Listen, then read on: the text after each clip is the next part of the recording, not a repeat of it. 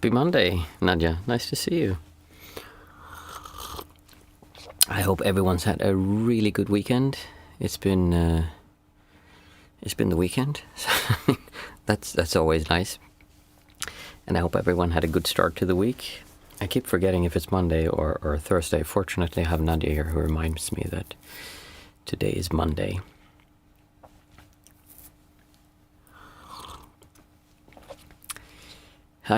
Before I sat down, I had so many things like, this would actually be an interesting thing to talk about. And then I had this thing, and then I came up with things, and there's just like all these thoughts. And then I sit down and I'm kind of like, I wonder what people want to or kind of need to hear. I had one thing that really stood out, but I'd love to hear, is there anything that's been going on in your lives since we last saw each other? Something that's kind of in the forefront? Nice. Hey, nice to see you, Jack.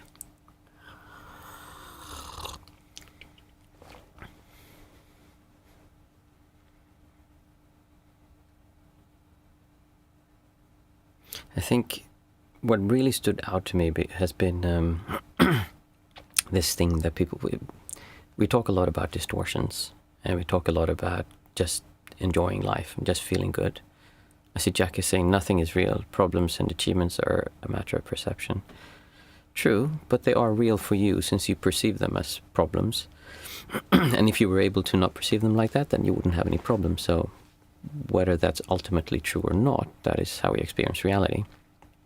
And something that's really been on. Okay, let's see, Nadia. I've been holding on to what you were saying about choosing joy and asking about an afterlife, etc. That we just don't know. Yeah, for me, it's just such a question it seems so crazy that we would ask or even think that we know the answer to something like that, because we absolutely cannot know, no matter what we think we know. It's just, because there's always going to be someone else who says, no, you're wrong. Religious fights for me just don't make any sense at all. So I say that you're wrong because I believe this, and then you say, no, you're wrong because you believe that. And then we start fighting, like what? And many times it will be because of an experience we had, and then we interpret those experiences different. So I'll give one example. Is something called nirodha. If you meditate in Buddhism, there's something called nirodha where you gain high concentration, and you sit and you feel very calm, and all of a sudden you see almost like it's a circular disc in front of you. It's very bright and it's solid. It's still. It's really an interesting feeling, and combined with that, you feel the sense of joy and just peace and like you're connected to everything, and it's just a really nice feeling. In Buddhism, that's simply high levels of concentration makes you experience that, and there are some states and stages you can go through, but it's nothing like special. If you would experience that in a church, it would be obvious that it was the Holy Spirit that was visiting you.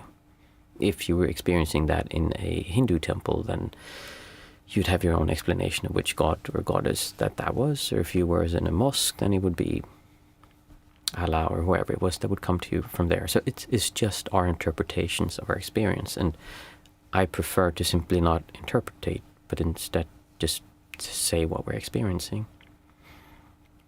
Jack, reality forces itself on us in a manner of people like friends, lovers, spouses. But when you left your parents' home, then everything you have is what you've been driven yourself to. So it's not real to anyone than yourself. Yeah, that's again the perspective. But what I wanted to get to before because I agree with what Nadia is saying, that the idea that we would wait for an afterlife to enjoy life here is kind of crazy. When you could just enjoy being here. And part of that comes from how do we actually enjoy being here?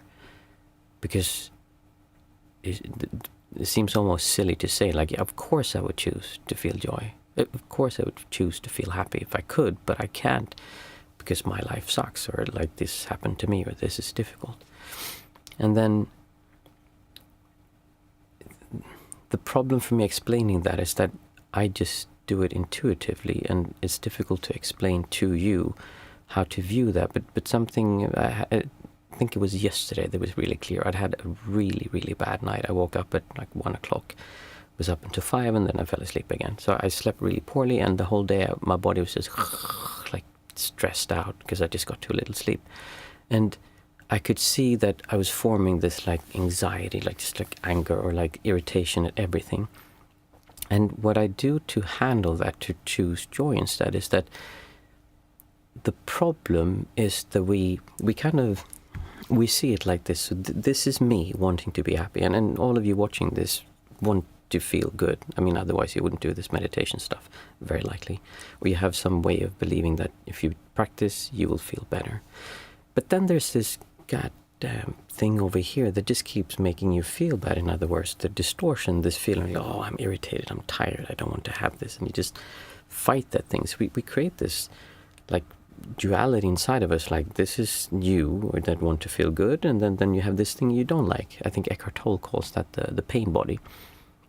And now the thing is that we see those two as separate, which is in and of itself a problem, because that makes you resist this distortion. It makes you resist this feeling of uncomfortableness. And I think many people, when they first come here and listen to me, they say, well, it's just positive thinking, or you're just pushing down your feelings. You're not feeling that feeling of uncomfortableness. But it's actually the opposite. What we're trying to do, and I think this is why when people say, oh, I feel like I'm doing so poorly in my meditation, it's not working, and I'm so bad at this, or I keep having these difficult feelings, I'm doing something wrong. No, it's not about not having those feelings.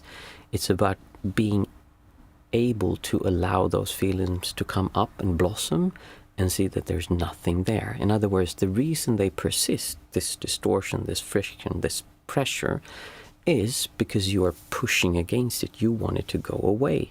So you're pushing against it, and by pushing against it, you're making it stronger. If instead you just stop and you feel, what does it feel like to feel this feeling of uncomfortableness, of distortion, of stress, of pressure inside of you, then you'll see that there is nothing there, which is why I was listening to a video earlier today. What were they talking about? I think it was fear. And they were saying how when people have fear, if they said their fear out aloud and just gave a name to it, then they had less fear because they had named it and put it out. And if they imagined that they would like be a strong person who was able to handle difficult emotions and difficult things like a superhero, then they had less fear or less anxiety. And what that does basically is that okay, I'm not afraid of this, so it just comes up and then there's nothing there. But when we tense up and we push and try to push it away, it makes it stronger, it makes it more difficult. So the way that you learn how to enjoy now just being here and actually be happy being here and be in a good mood, even though circumstances around you suck, is by allowing yourself to feel your feelings, to feel your emotions, to feel your distortions that come up all the time, all this pressure towards the world around you. Instead of trying to push that away and say, oh, this is uncomfortable, I don't want to feel that, I want to feel this, then whatever comes up, just let it come up. And you'll see that there is nothing there because you're the one creating this distortion. And the thing that makes even more sense once you really see this, especially if you experience what I call non-centricness, meaning you don't feel a sense of center point like you are there. There is a difference to non-duality, but don't need to get into that now. Let's just call it non-duality or non-centricness. When you've experienced that, you'll see that you are, in other words, the sense of you being a person or a separate entity is in this distortion. That's where the sense of self is. It's not over there, it's not over there. It's actually this feeling of distortion that you're pushing. That's where you reside. The feeling of you reside. That doesn't mean that that's ultimately what you are. I have no idea what you ultimately are. I don't know. All I can say that you are this flesh and body sitting here. This is me. Like I'm here. I'm this, like these bones, this like skin and like everything here. This is what I can control. Like this is me in many ways. But the sense of self, the sense of me, is in this distortion. It is in the resistance. So when you let go of the resistance, then you don't feel this pressure anymore. You don't feel the sense of self, and then you'll experience non-centricness or non-duality, which means basically that you give up the idea of resisting whatever is coming up inside of you. No fear, like a complete acceptance of your reality. Let's see what people are writing. Does that make sense, by the way? Because the way you then get to feeling happy is that you don't try to get away from feeling unhappy. You actually feel, what does it feel like to feel unhappy? And you'll see that, oh, it's just me, that there's nothing. I mean, nature created those distortions, that feeling inside of you to help you in some way. The reason you feel bad when you're being pushed out of a group is because in the old days, if you didn't belong to a group, you would not survive. That's not true anymore, but before that was very true. And so the system inside of us is just trying to keep us alive. And therefore, like, there's no reason to be angry about that. That's just how it is. And if you can allow yourself to feel those feelings, if you see that they're not dangerous, I mean, in and of themselves, they aren't dangerous. It's important also to, when I say this, I also want to point out that if you have a lot of stuff pushed down that you just don't want to look at, and you just pushed everything down for many, many years, be a bit careful with letting everything out at the same time, because it can be a bit overwhelming. It's kind of when people do shadow work, which is another technique, they can kind of bring up too much stuff. And it's similar with this. When you all of a sudden try to not push down all the things that come up, it can be a bit overwhelming. So we take it in small steps, like start by just trying to see if you can allow yourself to feel the irritation you feel when someone doesn't stop for you when you're driving the car, or when you're walking and the car doesn't stop for you when you're walking. Whatever it is you're feeling, then just experience that, and just small steps, go forward and say like, hey, wait a minute, I don't have to be afraid of this. Maybe you have a phobia of spiders. I don't like spiders. But then look at a photo of a spider and see, can I feel this? And just it's no spider here. I know that this is not dangerous, and just allow yourself to feel whatever is coming up inside of you. Let's see. Jack, when you think about your life in the manner of afterlife, it doesn't make any sense. So thinking that there will be a better tomorrow after you die sounds slightly childish. Anyways, life after death, after life after death, and so on. Siddhartha got thing about afterlife, right? Make your own light. Make yourself your own light, yeah. Nadia, it makes sense. Thank you. So it's like exposure to feelings. Yeah, in many ways. Because we're so afraid of feeling these like emotions that we don't want to feel. I think about my daughter, who is just... My daughter and my son are very different. My daughter, she's terrified of being wrong and feeling bad emotions. And she it really hurts her. If we tell her, like, don't do this, and we get upset with her and tell her not to do something, I can really see how she's hurt about this. And it's very difficult because sometimes we have to tell her what to do and not to do. If you're a parent, you'll know. It's for someone who's not a parent, it may sound like, oh, just don't get upset with them, let them do whatever. But yeah, that's not really quite how it works. So actually, in her, when she has these things, she avoids them, and she's very scared of them, and she doesn't know how to handle it. And today she came home and there was something, she started fighting with her brother, and we just said, okay, just stop fighting now, okay, it's enough. And she just, it's like, I cannot, and like it feels, and I asked her, what does it feel like? And like, I have this feeling inside, I can't, it hurts. And it really hurts for her. Whereas my son, he has the same thing, but what does he do? Like when he gets, like, feels this, he just like, yeah! He says, "Ayya baya, papa, ayya baya," which is what adults say kind of in a cute way to a child. "Ayya baya, don't do that. That means naughty, naughty boy." So he says that to us, "Ayya baya, papa, ayya baya, papa. Don't say that to me, because I do what I want to do. You cannot tell me what you can do." So they have very different ways of handling this distortion inside of them. And my daughter, in one way, is easier to handle because we can tell her and she will do what we say, but my son will not. But I can say that very likely when they grow older, it will be easier for my son to handle himself in life compared to my daughter, because she's just more paralyzed by it. It hurts her more. He is hurt. He's a very sensitive boy, but it will be easier for him to handle those emotions when they come up. And I think from a young age, we just, as parents and society, controls us by these distortions. Like, we make you feel bad or we don't. And it's not like some grand evil scheme of the Illuminati trying to control you. It's just how it works. We come out, we don't have many distortions, and then we grow up, and then I'm sure there's some kind of base that you're born with, but a lot of it is raising, I am sure. And then depending on how your parents behave towards you, how society around you behaves towards you, will create different distortion towards things and how you handle those things.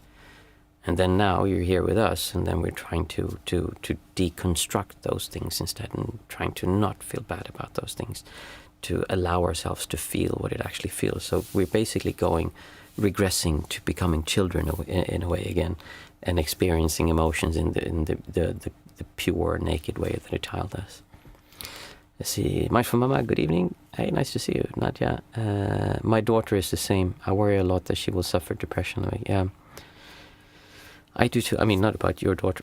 Well, I'm sorry to hear about your daughter as well, but I do for my daughter as well. It is difficult, and it's difficult as a parent to see that and just not know what to do, because what do we do? We can give them support. We can try to talk to them about it and be there and be emotionally supportive. And I think also there's a period when they grow, when this is just, I can see how my daughter, this started like just a year or two ago, and that really became much stronger. So hopefully this is something that they will go through, and if we as parents are really there and more aware than, at least than my parents were, they just didn't notice at all this stuff. For them it was just normal that you tell your child it's good, right or wrong, and then that's the way it is, kind of. So but yeah, it is sad to see, and it's sad to see how it's so difficult. It's so easy, especially when you don't have kids, to just say, like, well, just do it differently. But I think it's just a natural part of growing up. It just happens. It's just a matter of how much does it happen, and what can we do to limit the damage of them growing up, kind of, and make it easier for them to feel good. Yeah, because it is sad. I agree. Jack, some people never got through that childhood phase, and the trauma keep guiding them. Exactly, guiding them for their whole lives. And that's the thing. We're born with this, and we feel bad about this, and then people find different ways of overcoming this. Some people just completely ignore other people and do whatever they want and think everyone's an idiot, because that's one way of doing it, right? Everyone's an idiot, but I am, because if you think what I'm saying when you feel this is not the way we see a tough guy. It's like, okay, I'm the best. Everyone else, you're just idiots, but I know best, and like, you guys don't understand. So that's why when you say something to hurt me, I don't care about you because I'm better than you. That's not what I'm saying. That is really pushing it down. You're not allowing yourself to feel this. Instead, you're trying to just, oh no, I'm not going to feel this, because I'm going to hold myself tight and feel like I'm better than you, I'm stronger than you. But actually feeling that come up and then feeling that feeling like, oh, they're criticizing me. That's not a comfortable feeling. It might be that they're completely wrong, and you actually are understanding this better than they are. But that's not the feeling that you need to have because of that. You can see it without the sense of superiority, but actually just feeling, okay, well, this is just a really dumb way of doing things. But that doesn't mean you need to feel, oh, like this, okay, they're just dumb. I'm up here, I'm better. Just really the willingness to allow yourself to feel your emotions, and the distortion comes up, and not overcoming them by pumping yourself up. What's his name? David Goggins, I think, is like one of those motivational speakers. I really like him. I think he's cool. But that's really like, yeah, we're like powerful, we're strong, we're gonna go through this, and like pump yourself. And like they say that, and like get rid of them. If you're, I heard someone, he had to talk with someone about their wife, and the guy wanted her back, like, yeah, just her, because she doesn't want you, and it's just like, that's trying to push yourself above and then just pushing other people down. I'm really talking about being naked, be open to what you're feeling, and see that the distortion, these feelings of uncomfortableness, that's where the sense of self resides. That's the you that's there. If you try to manifest your perfect life through the law of attraction and try to create this superhuman being who's a light worker, who doesn't get touched by anything, you're just trying to circumvent feeling your feelings. Just feel them, and there's nothing there. And you will feel non-centricness. You will feel like you're not there. And then life just becomes much more effortlessness. It's like it's easier to move around, because you don't constantly have this thing that Jack is saying that's guiding your whole life. You're actually doing what you want, not because of what your parents told you, not what society told you, not what I told you or your spiritual teachers, but what you believe is right, and that is up to you. And then the guiding here is not the fear of punishment or the one for reward. It's that you believe this is true, and when you don't feel a strong sense of self, a lot of the behavior that we consider bad disappears because you don't need to prove yourself to others. There's no reason to be mean or cruel to other people because you don't need to be seen as better than them. There's no reason to take from others or hurt others because you want to have what they have, because you don't feel that need to do that. Frozen, hey, nice to see you again. Compassion and openness are such important things in life. Yes, and here is like one of the things is that we can have those as kind of a guiding background sound, kind of, but it's important that it doesn't come from trying to be compassionate or open, but actually that's the thing that's there when we get out of the way. So it's a different way of acting compassionate and open compared to being compassionate and open. I'll give an example of being humble.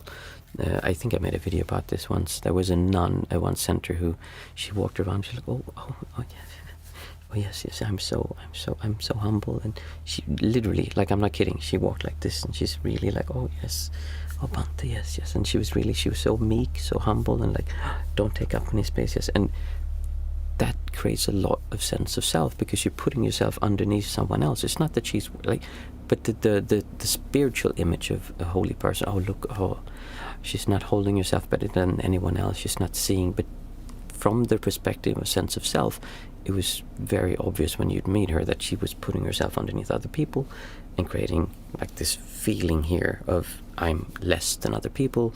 A lot of distortion, sense of self. So it's not about being compassionate or even being open. It's that when you allow yourself to feel your feelings and you'd see that they just disappear, then you will be compassionate and open, because that's just naturally what's left. Once you take away this like, oh, I need to protect myself, or I need to prove myself, I need to save the world because then I will be someone, or I need to feel what everyone is feeling on the planet, I need to guide the events, and like, yeah, and I'm not saying that's not possible. I'm just saying that from the perspective of enjoying being here and actually overcoming all of this crap going on, it's really a matter of just surrendering and allowing yourself to feel that thing that you're so afraid of to feel. And then when you've allowed yourself to do that, then you choose who you want to do, who you want to be, and what you want to do. Okay. How come I always... I don't understand where the time goes. It feels like I just started and was trying to understand what to talk about. Did everyone understand my train of thought, what I was trying to get at? Because I also, when I say this, I'm like, I can see how someone can hear this and then misinterpret it into something else. But I hope you understand what I'm trying to say. I remember now it was because Nadia was asking, she was saying about how that stuck with not worrying about past life or future life, and how it's about really choosing joy. And when you cannot choose joy, very likely it's because you have a distortion running and you're resisting that. You're not allowing yourself to feel that, so you instead allow that to come up. What you can do also is you can look at that feeling of uncomfortableness and see, where does this come from? And very likely you see that, oh, you know what, earlier today I watched the news and I saw this and that made me feel uncomfortable. And then you can take that thing and say, well, that's a kind of a silly thing to do. Why am I ruining my moment now of being here because of something I saw on the news earlier today? Okay, so for those of you who are new, we usually have a chat like a little bit before, 20 minutes or so. And then we do the 5, 4, 3, 2, 1 method, which is a way of connecting with our senses. Today is Monday, so we'll have a guided meditation.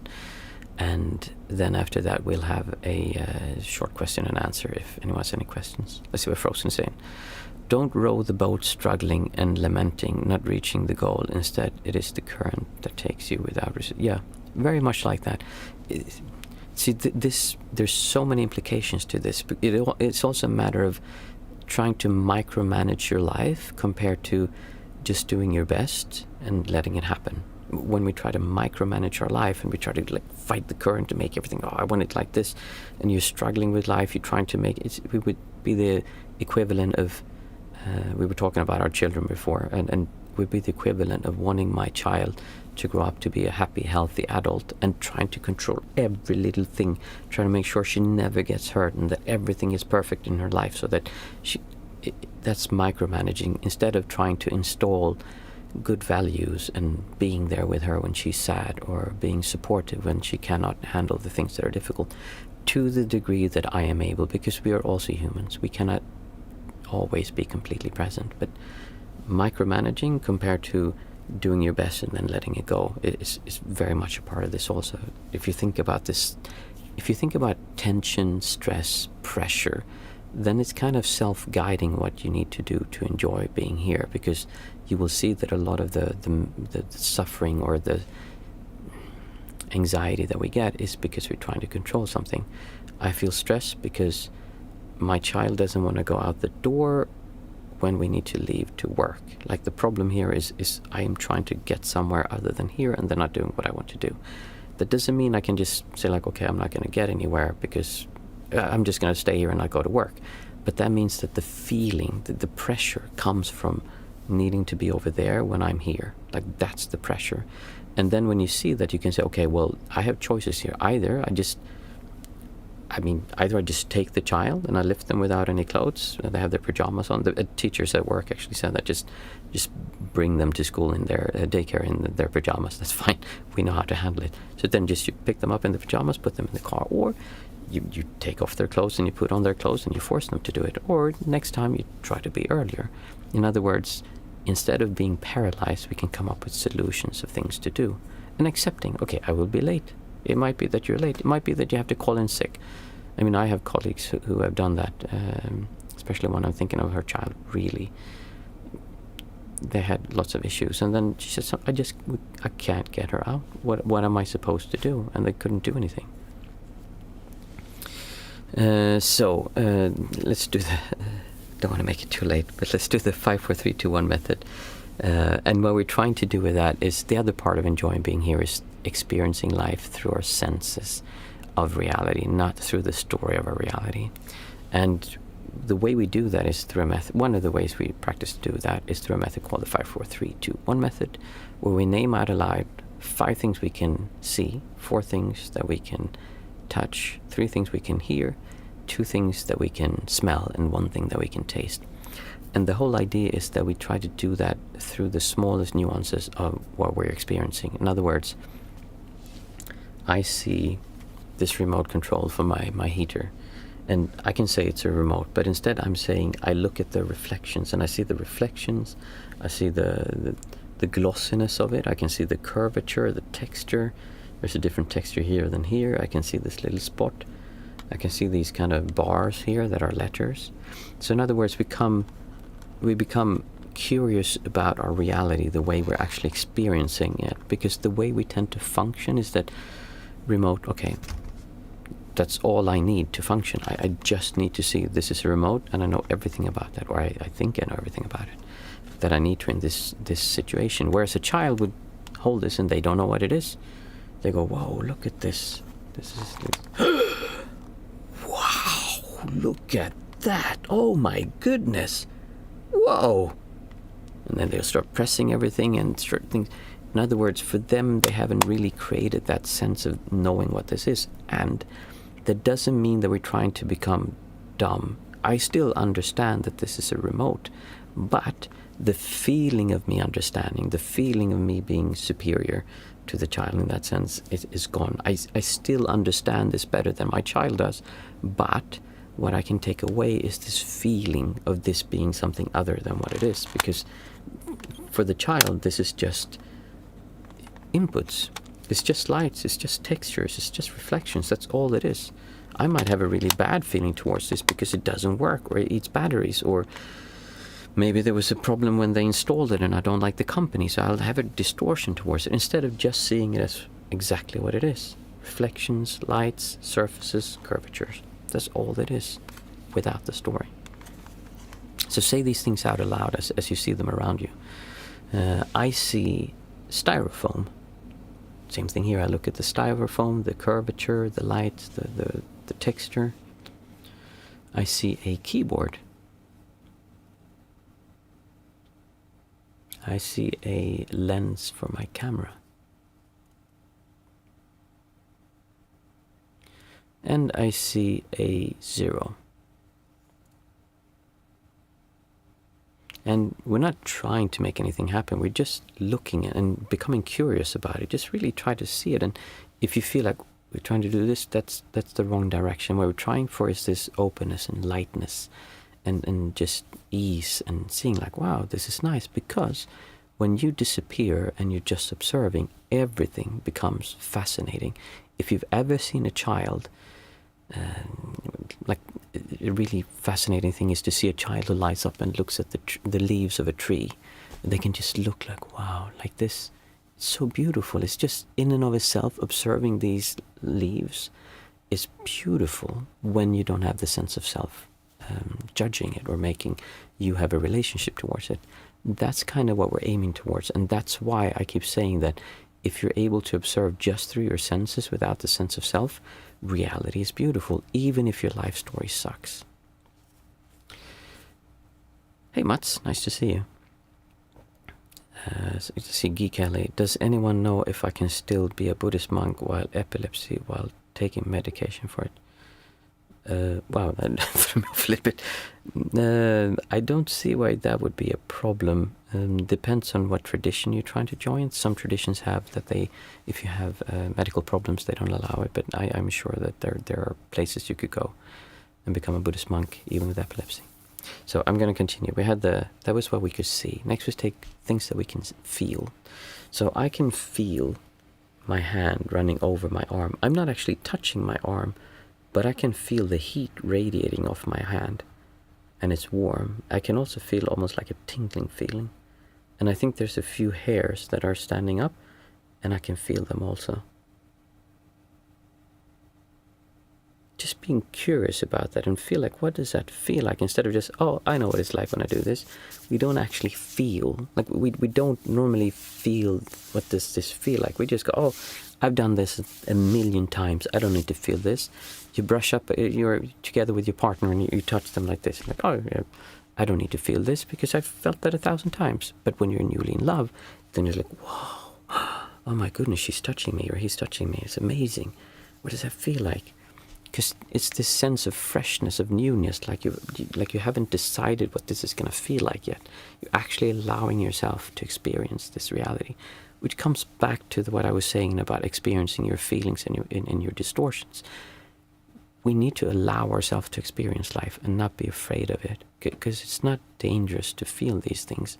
It's just that we've been pushing them down and we've been conditioned to be basically controlled by these things, like Jack was saying before, that many people are guided by these things the rest of their adult lives, and they don't overcome these things, so they're still afraid of being told off. Because what if you put something wrong at the dishwasher or whatever, like, and you will still feel bad about these things. So the arm I could feel, and what else can I feel? I can feel the brass of my bell. I can feel the texture, the smoothness, the friction of these little circles here, and the temperature. There's a lot of things we can feel.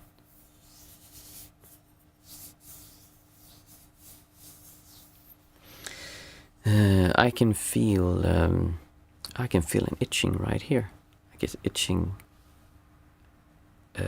near my eyebrows. And one of the things that is common to do in meditation is that you allow yourself to feel that, because what we tend to do is, I feel itching, oh, immediately go up and scrub. I'm going to scrub it away. But when we do, especially Vipassana meditation, instead of trying to make that itch go away, you actually sit and just feel it. Unfortunately, the way it's being taught and how many people practice it, it's like, well, yes, I'm going to sit through the pain. And we're trying to overcome the pain. And that's not what it is. It's really allowing yourself to feel what is there, because it's not the itch that is the important thing. The itch is a sensation. The important thing is this feeling of, oh, I want to, that's the feeling you're trying to look at, and trying to actually allow yourself to feel without taking action. Because if you can do that, then it will go away and will just be a tiny sensation here. It's generally very little left, which is why mindfulness and many of these practices work so well towards pain and chronic pain, because a big part of chronic pain is the actual resistance towards the pain. What else can we feel? My sofa. I can feel the sofa, how it's a little bit harsh, and I can feel it underneath my arm. The scratching.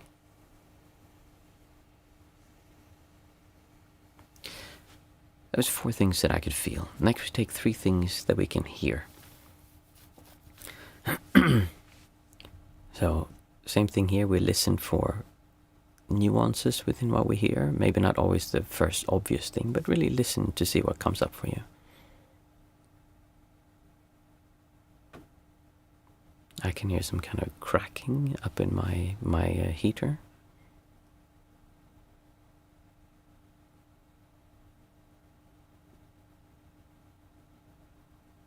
I can hear the wind blowing outside.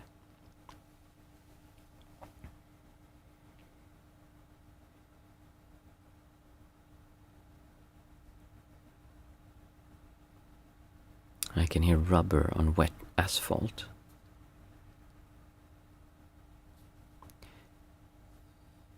If you listen to, I think what art tends to do, and one of the reasons art is so important to us is because it can make you see reality without the distortions. It makes you feel something new.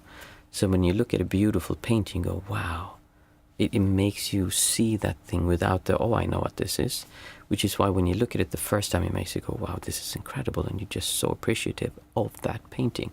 You think it's incredible to look at. But then the second time you go and see it, it's still nice, but it doesn't make you feel the way you felt the first time. And you think it's supposed to be this, whereas in fact it was the release, the openness of seeing that painting as a child. Same thing when we hear music. Music can also make us feel this way. But it can also make us feel very strong distortion, because that can also be contained in music. Next we take 2 things that we can smell. Smell is something that we just generally don't use. It's very interesting when you're non-centric or more towards non-duality, in that scents just become like, they can almost overwhelm you sometimes because you're not used to smelling things. And there are so many scents around us that we don't experience because we're just not allowing ourselves to feel it. So I can smell.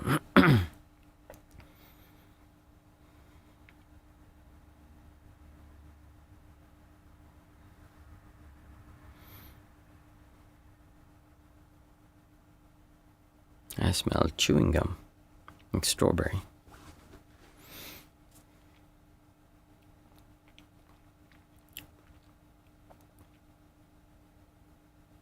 And there's this scent of almost closed in room in here. So that was 2 things that I could smell.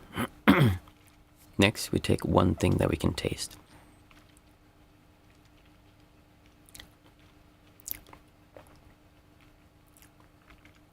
I can taste taco spices. It's a little bit.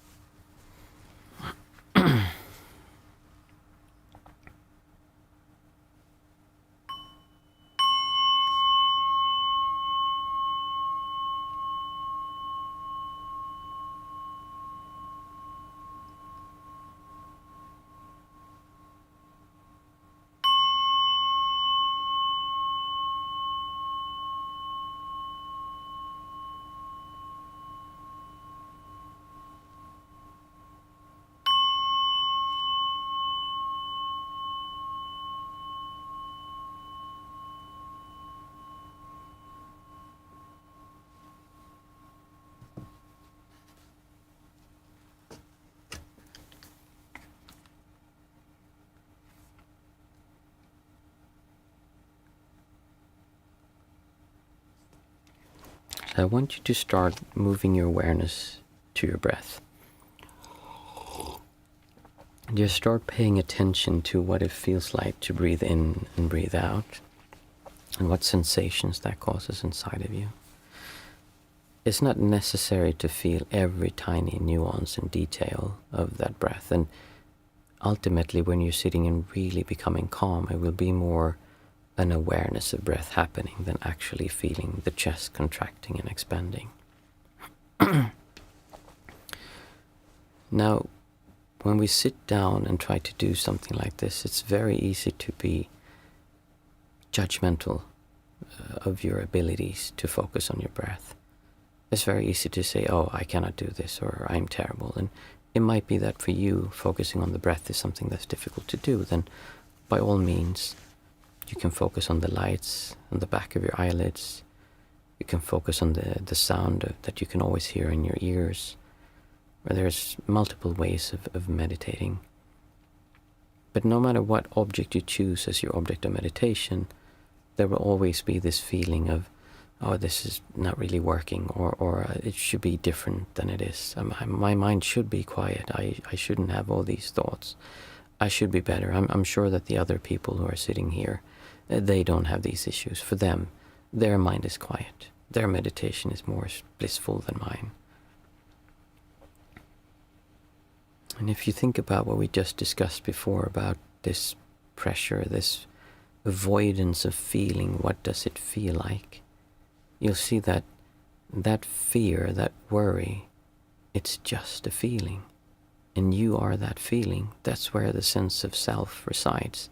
Within that feeling of, I'm not enough, I'm not good, I'm worse than someone else, and I wish I could be better. If you just allow yourself to feel that, you'll see that there's nothing there. There's nothing to be afraid of. There's nothing to worry about. It's just a friction inside of you, making you experience your reality a bit more fuzzy than it needs to be.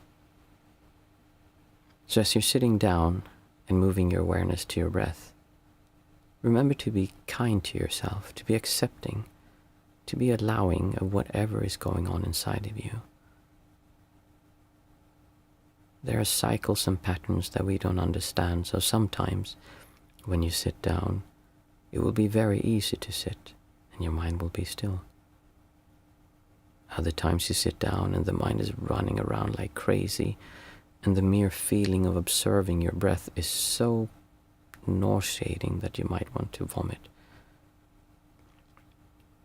And that's okay. Just allow yourself to feel whatever you're feeling as you're sitting down and observing your breath. The goal is not to observe the breath. The breath is just there.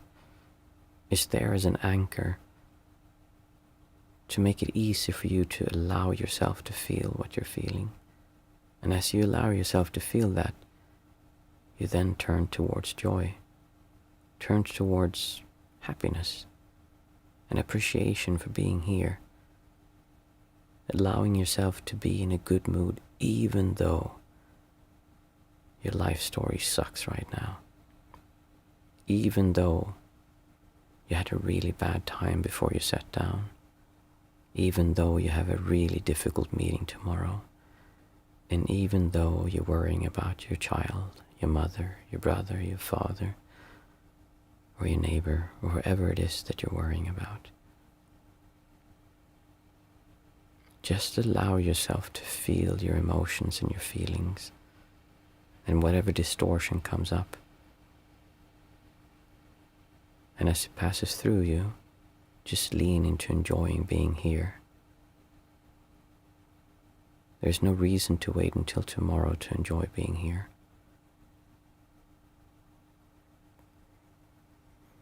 To make it a little bit easier to stay with the breath and not be caught up in our thoughts or drifting away in our distortions, we're going to be doing a technique where we count our breaths from 1 to 8 and then down again from 8 to 1.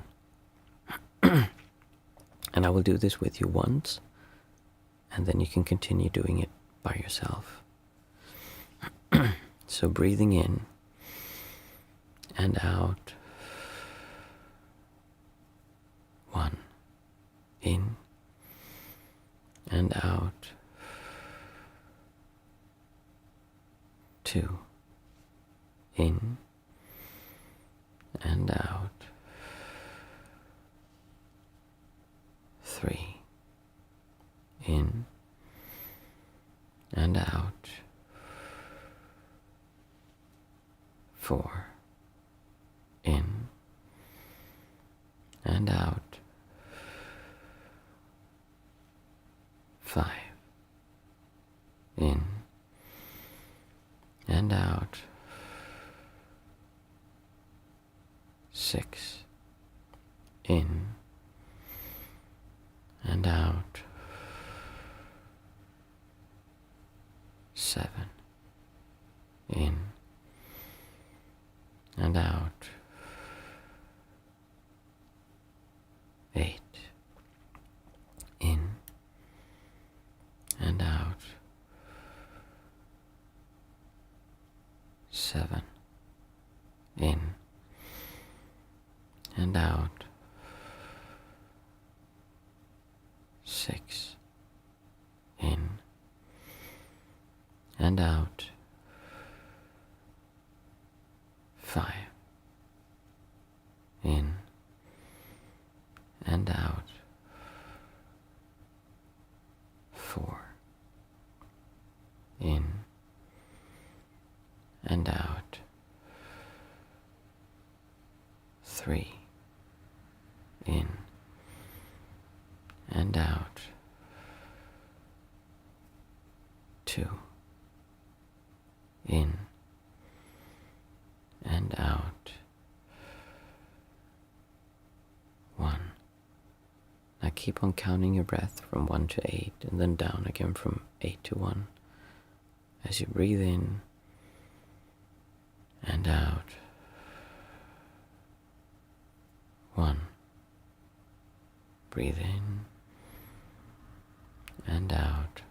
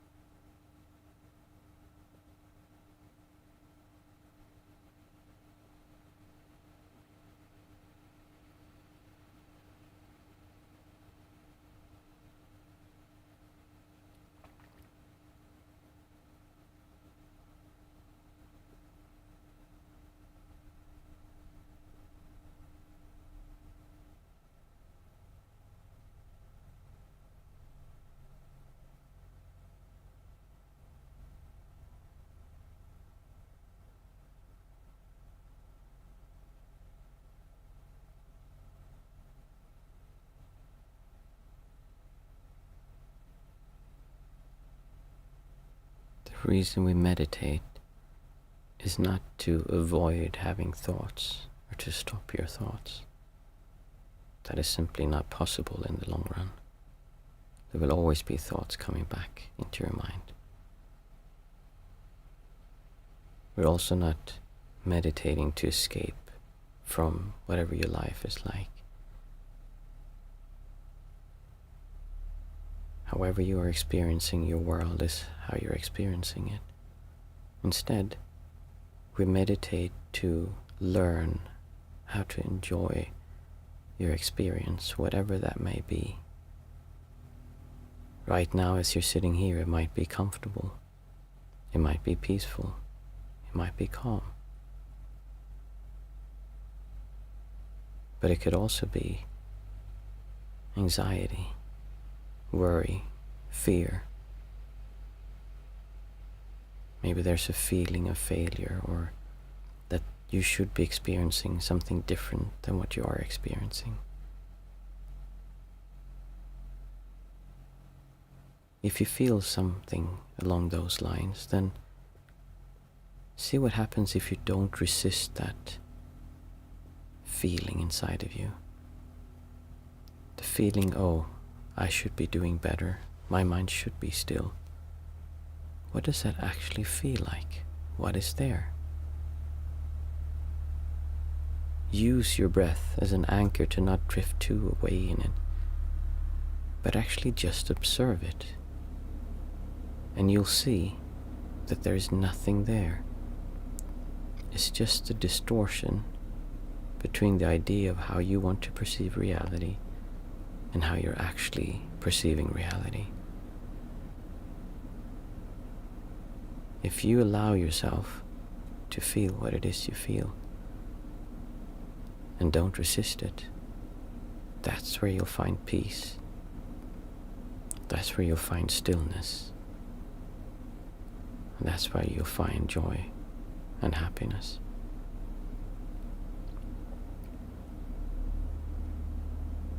So allow yourself to feel whatever it is you're feeling as you're breathing in and out. 1. In and out.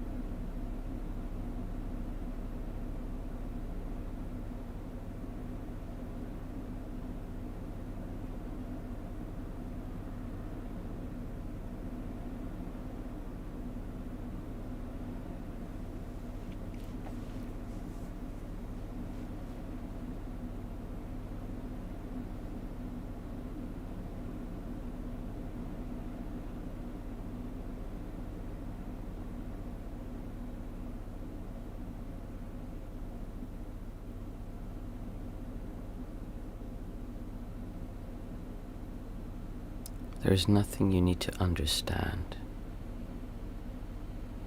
This is not something you need to figure out in your mind.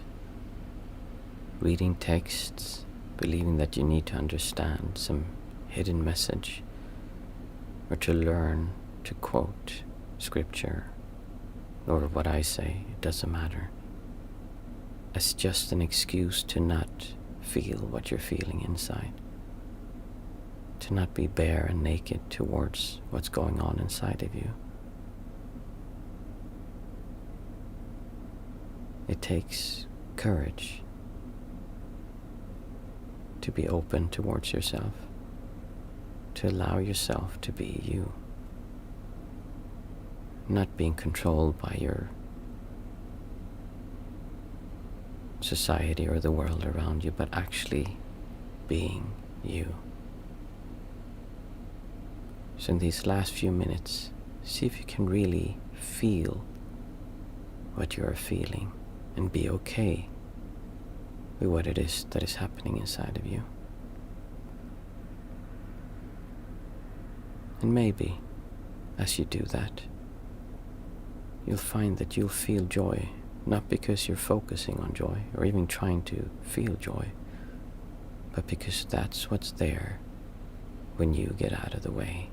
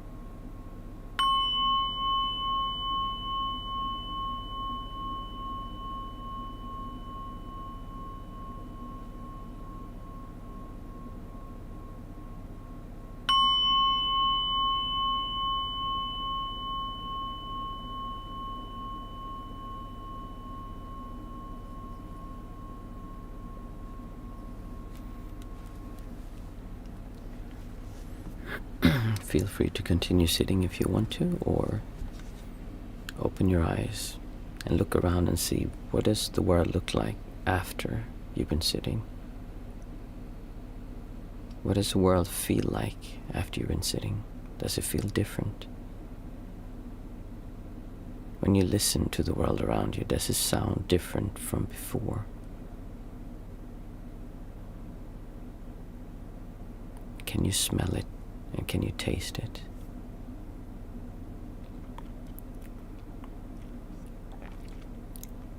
And then if you want to, we're open to ask any questions or drink a cup of tea. Let's see, Diane is saying, I just saw this and joined. How do I find out how to join these in the future? Oh, hey Diane, welcome. We go live every Monday and Thursday at 8 p.m. Central European Time. And it's every week the same time, so just 8 p.m. Central European Time. I don't know what time zone you're in. And you should see like a live. They will be on my channel under live. You can join it. I see Jack is saying, it's a pleasure to be here, as always. Thanks, Martin. Thank you, Jack. G. Kelly, are you still here, or did you leave? G. Kelly 52. I actually came to think of something. There is, I had forgotten about it, but there is something, at least in Theravadan tradition, there is something that says that someone who has certain issues are not. I think there's actually, like, if you have in Asia, sometimes they have these skin issues where they're just like pale skin underneath the brown skin. If you have that, I actually think you're not allowed to be a Buddhist monk in Theravadan tradition. That sounds insane, and the reason was that at the time of the Buddha, people like that were kind of outcasts. I'm assuming they were like really seen as normal, so then they didn't want them to join the monasticism just to get free food and just to live, because monasticism meant free food and safety and somewhere to live. And they didn't want people to join it just because they couldn't work a normal work. I doubt that you would actually be not allowed to join because of that today, but maybe. There are rules like that. I don't know them right now off the top of my head, but I just came to think about it.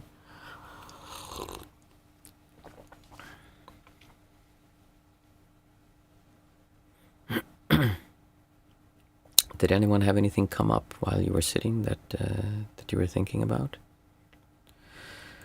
How it goes in the, let's see, Jack is saying, how it goes in the Sri Lanka pantheon. I wonder, do you have a main deities like Krishna? Sri Lanka pantheon. Krishna. No, I don't. I mean, they're Buddhists, so they just have. If you meant Sri Lanka, or do you mean something else? Yeah, I think they just have.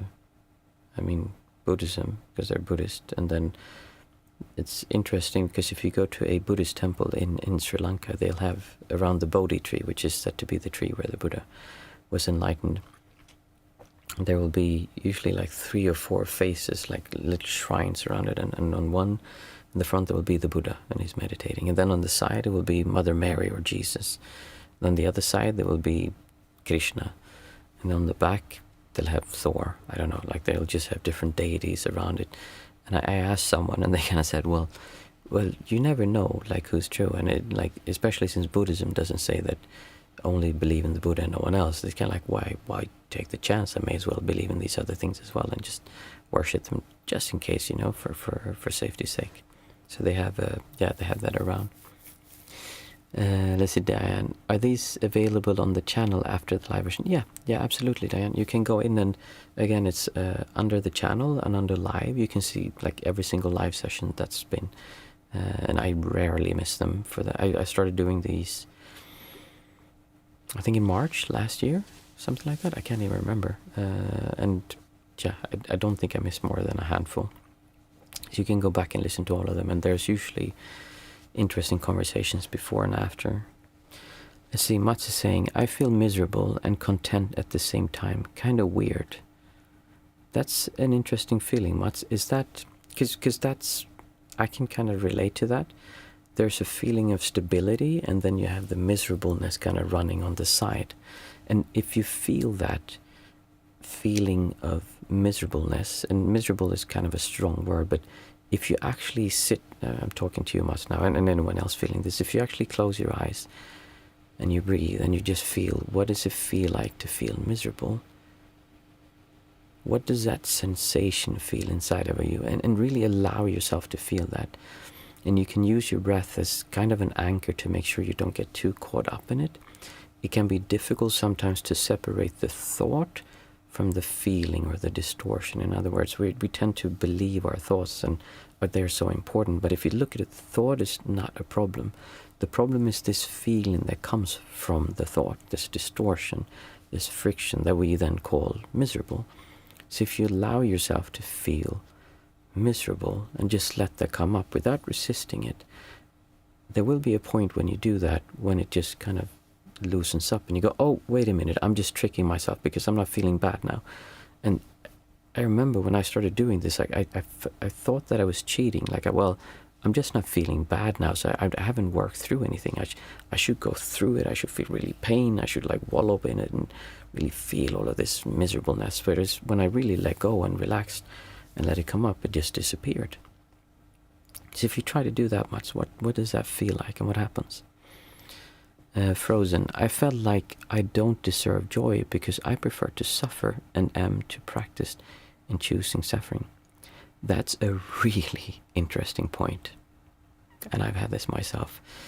I had this feeling, which you might be able to relate to, that I felt alive when I was sad, when my heart was, especially when I was younger, and some girl that I couldn't get, or that I broke up with me, or I was madly in love with, and then I'd like to feel that feeling. Oh, I felt so strongly, and I could feel all of this, and I enjoyed feeling bad, because then you feel something strong, and there's something like I'm on this path, on this journey, and there's these like, but actually choosing peacefulness and calmness feels weird from that perspective, because it's so still, and especially in the beginning, it will go from basically, it would be the equivalent of being outside and there's a storm and there's thunder and like the sea is and the trees are blowing and everything, and then you go into a padded still room and it's just quiet. It'd be like, well, this is almost a bit strange at first, because we're not used to feeling calm, to feeling stillness. That's why we also focus on using our senses, because what happens is that you'll start observing through your senses in a different way, and everything becomes more enjoyable. You don't need to have the storm to feel something or to be alive. It's so much more enjoyable when you're living in an effortless way without fighting the world around you. But I can understand that. Were you able to move beyond that, Frozen, while you were sitting? Or did it feel like, I really don't deserve joy? And what does that feel like? I don't deserve joy. I see Dan, thanks. You're welcome, Dan. Jack, good night to you all. Have a very pleasant week. You too, Jack. Frozen, it feels like a storm within me right now. Not gonna lie. And that's okay. And that storm, what is in the forefront? Is it the thoughts, or is it a feeling? Can you see where the feeling is? Is it everywhere? Is it located like here or here or here? And what does that feel like? Is it uncomfortable to feel that storm? See, Mats is saying, yeah, it feels like my deep inner world is incongruent with my outside world. I am getting sick and got rejected today, so it feels weird that I feel okay. Exactly, because we are so used to the idea that you got rejected and you're sick. I should feel bad. I mean, I grew up like that, and my father was really into, if you feel good when you haven't won or when you haven't gotten the thing or succeeded, you're just deluding yourself. And I believe that, and I remember when I started questioning this, I'm like, wait a minute, what do you mean? Like, if I feel, what? This doesn't make any sense. Like, because maybe my criteria are different than you. Because some people are able to feel happy and enjoy, like, having virtually nothing. Are they deluding themselves? Or what's going on here? So this is, we've spent all this, society is telling us this, like, as soon as you turn on Facebook, YouTube, whatever you look at, like, it's all about this. Law of attraction is the same thing. Like, okay, now you feel accepting of the now so that you can get the stuff and live your dream life, and then you'll be happy. But you feel okay so that you can get the dream life. You don't feel okay just to feel okay. Because, I mean, no, then you're fooling yourself. But it's what people then feel. But really, it's just about allowing yourself to feel good. And the funny thing is, when you do, things generally tend to happen in such a way that you enjoy them. It makes your life around you just work better when you're not fighting it. Again, it comes back to this micromanaging compared to just doing your best and then just letting it be, relaxing and being more effortless with your surroundings. Frozen, people laughter honestly makes me mad, probably because I feel left out. I say this while smiling at your lady. I feel a lot of tension in my stomach, although it is lessening as I communicate. Exactly, and a part of the way we can do this, because we're talking about doing this by yourself, but there's also many techniques that can do this by talking about it or by naming it. I wish I could remember that video I watched before where they said people who, one of the things was, if just by saying out aloud makes you feel better, that you feel bad, because then you acknowledge it instead of just pushing it down or like pressing it away, but just allowing yourself to feel these things. It is scary sometimes to just be naked and feel these things, not come up with excuses why, well, I'm feeling this, but that's because they're idiots. They're doing this wrong, which may be true. They might be idiots. They might be wrong. But that doesn't mean you shouldn't feel what you're feeling and really allow yourself to be open to your life experience. Because then you don't have to fight them. You don't have to fight you. It's okay.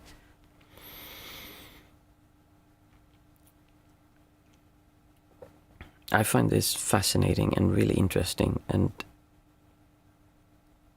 it is sometimes very difficult to do, especially when you're caught up in it. But the gift of feeling bad is that the contrast is so big, so that when you sit with this and really allow yourself to feel it, we're not talking about walloping in pain and misery and like, oh, I'm gonna sit here and really, in Swedish you say gutta in sig, like really like make yourself comfortable in the misery and like feel it. Like, that's not what I'm talking about. I'm talking about being light, being open, and just allowing it kind of like just to blossom up and then just go away. And if you can't let it go away, then ask yourself, like we said before, like we have, was it 29,200 days to live?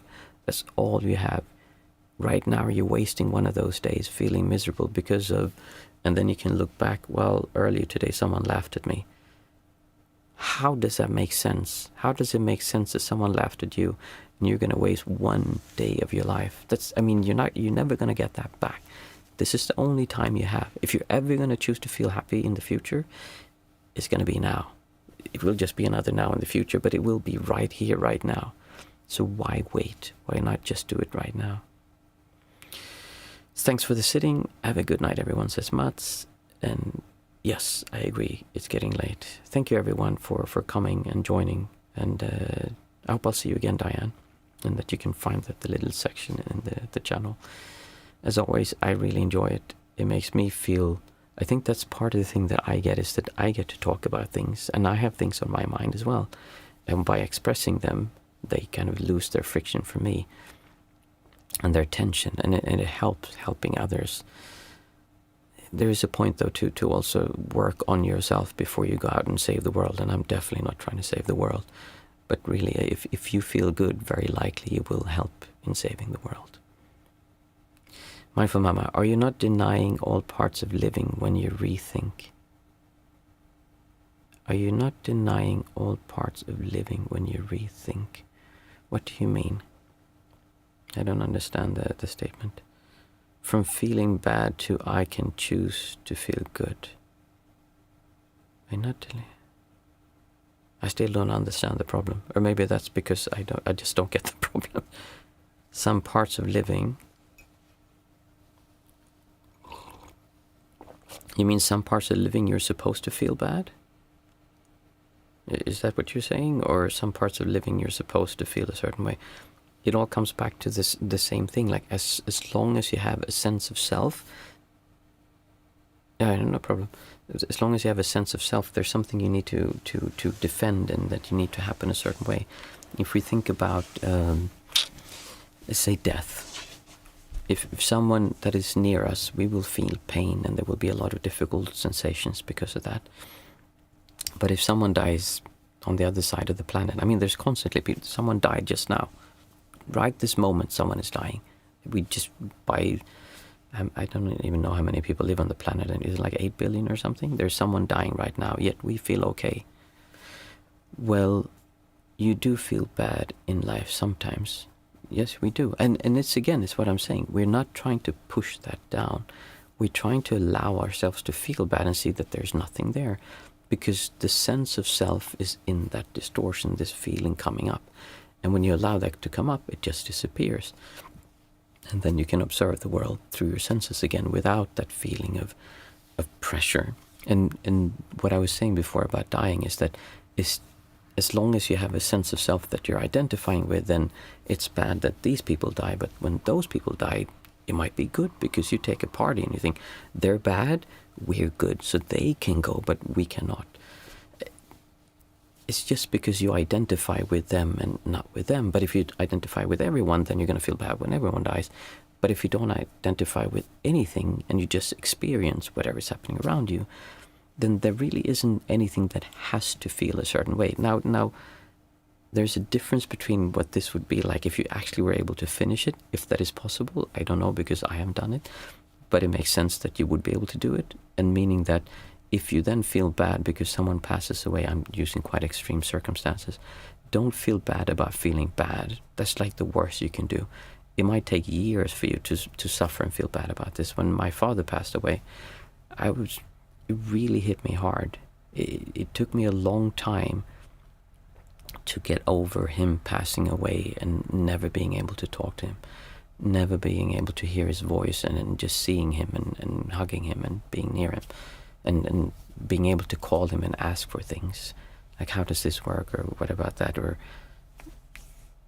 it took a long time to let go of that. And that's okay. I don't punish myself thinking that I'm bad because I didn't do that. But gradually, as time goes on, I'm able to feel that feeling and really allow myself to feel the pain, the suffering of losing him.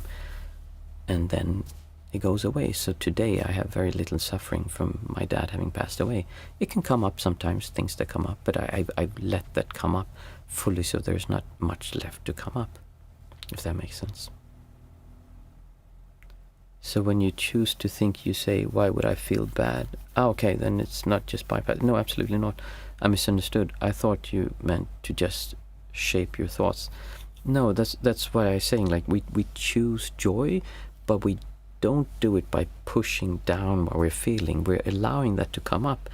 And really, there is nothing there. Like, you'll be, when you really start doing this and allow yourself to feel this anger, pain, fear, anxiety, whatever it is, and it just comes up, and it's not going to do this all the time, and it goes away, then it just seems silly to do it, because that is you in that fear, anxiety, and then you can just lean towards joy. Or it actually would more be like that comes up, you look at it, it disappears, and then there's joy and peacefulness there. Like, it's not really that you do joy or happiness, it's just there, kind of, when you stop feeling bad. Not from pushing it away, but by letting it come up. There's nothing there. It's kind of like there's a shadow, and the shadow is scary, and then there's a light. Oh, there was never any shadow there because you actually looked at the shadow. But the shadow is only scary as long as you don't actually shine a light on it. But when you shine a light on it, there's nothing there to begin with, and then there's just light and peace and happiness there. I don't know if that makes sense. I'm getting tired, so maybe my talks become less clear. Thank you everyone for tonight. I really enjoyed having you here. I hope you have a great week until I'll see you again on Thursday. And really experiment with this. Try it. And I'd love to hear your experience on Thursday if you allowed yourself to feel what you're feeling. Thank you.